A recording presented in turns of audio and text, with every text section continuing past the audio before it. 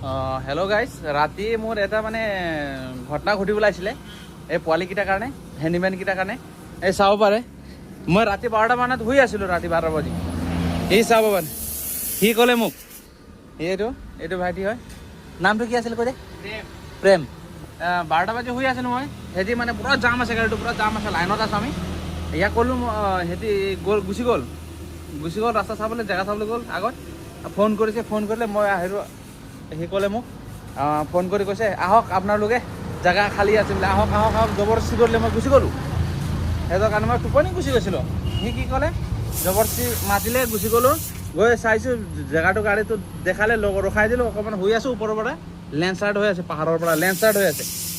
আৰু এনেকুৱা পাগল মানে, লেণ্ডশ্লাইড জেগাত গাড়ী নথয়। সিহঁতি মোক মাতি মেলি লেণ্ডশ্লাইড জেগাত থৈ দিছে সিহঁতৰ কাৰণে। আৰু ইয়াৰ হ'ল, সিটো পাগল, সিয়ে মাতিছে মোক প্ৰেম।